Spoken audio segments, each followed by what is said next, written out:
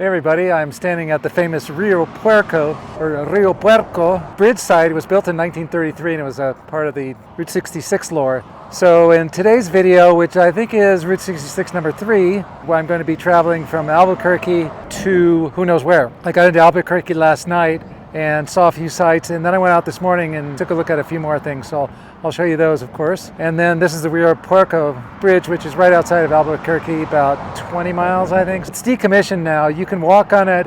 You cannot drive on it because it's blocked off, but they do encourage you to check it out, so we're going to do that. And then we're going to move on and see where we end up. As I mentioned before, I hightailed it out of Albuquerque. I decided to head downtown and check out some sites down there. And presiding over the main square is a church called San Felipe de Neri Church. It's been presiding over Albuquerque for 300 years or more. And then I cruised around downtown, check out some of the iconic Route 66 diners and eateries. This is the Dog House, which is real famous. It's actually pretty good, they say, if you want a hot dog. This is the Chemo Theater. After I drove by the Chemo Theater, I headed out to the Route 66 Diner. This is a very famous place. It's a beautiful diner. It's got all the classic looks to it, and they maintain it pretty well. For some reason, it wasn't open on Sunday morning. I don't know why, but it wasn't. There's the iconic sign. It would look a lot better at dusk, of course. There's a lot of memorabilia on the walls adjacent to the parking lot. I would eat here for sure if the timing was right. It's just a really cool place. I suspect it may have been a drive-through establishment back in the days, but I don't think those services are offered these days. From there I continued to check out the downtown sites and then the neon on the way out of town. The old town's pretty cool. Lots of old buildings. And then we kind of moved on to more of the hotel area and outskirts. That's the El Don. And the next is the famous El Vado, which was built in 1937. It was one of the first hotels along the way, and it was rebuilt in 2018. It's a really nice place. Across the street from the bridge is the Route 66 Casino and Hotel. It's supposed to be a pretty nice place, but to be honest, casinos are not my thing, so I just snapped a couple of photos and kept moving. And then we came to the Scenic Drive. The old highway here twists around beautiful rock formations that builders of the 4-lane 66 and Interstate 40 simply blasted straight through. Owl Rock is a geological formation of significant interest on the Mother Road, located between Mesita and Laguna on Old Route 66. The formation gets its name from the owl-like shape when viewed from a distance at dusk. But drivers are urged to exercise caution. There's a very tight 180-degree bend known as Dead Man's Curve just after the Scenic Rock. If you survive Dead Man's Curve, then you're going to continue on through beautiful rock formations and eventually end up in the town of Laguna. Laguna is an interesting place to visit. It's the home of the Pueblo people. And Laguna is also famous for a church called San Jose. So it's a great tourist destination to check out if you want to do that. I decided to continue on. That's the Budville Trading Company on the left. That's King's Cafe and Bar on the right. A great view of the snowy mountains as I roll into the Villa de Cubero. This village houses the Villa de Cubero trading post, a 1937 Mediterranean revival structure, still selling groceries and gas. It's reported that Hemingway wrote Old Man and the Sea in the old cafe.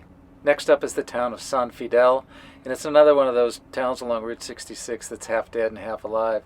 There's the old discount liquor store, followed by the San Fidel trading post. A few more other buildings that are kind of run down. It does have a church that looks to be half alive.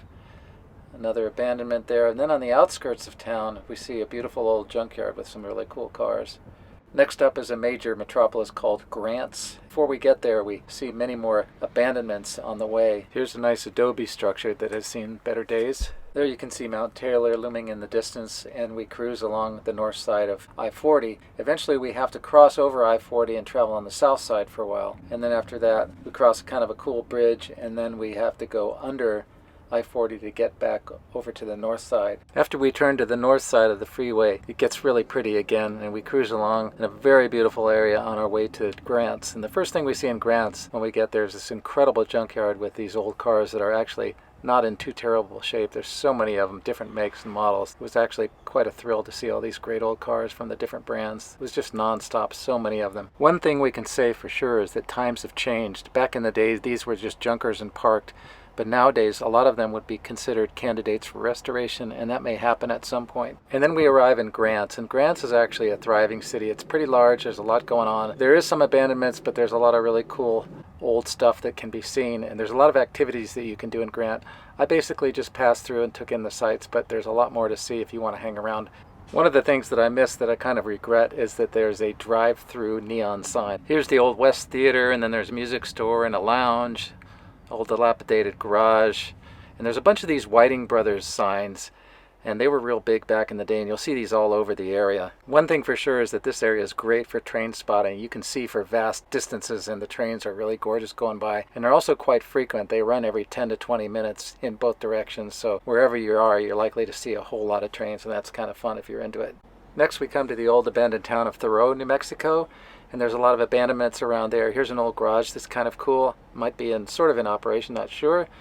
And then we get to the Continental Divide, and this is where the rainfall on the east side drains into the Atlantic, and the rainfall on the west side drains into the Pacific. I've been very fortunate to have beautiful skies on this March trip. Hey everyone, thank you so much for coming along on this great day of adventuring on the third day of the Route 66 route. It was a really beautiful day, and I traveled from Albuquerque to almost Gallup, New Mexico. I'm just east of Gallup, New Mexico right now, and this is a Flying J, and I've been staying at those. They've been working out pretty well. You can just stay overnight for free, boondock camping, and there's a beautiful railroad that comes through here. These cliffs over here are a beautiful part of the Gallup area. A lot of Western films were filmed here back in the day, in the 30s and 40s and 50s, etc. I'm going to stay overnight here, just catch up on a few things, and we'll pick it up tomorrow and start with Gallup. Oh, and don't forget to like and subscribe if you like the series.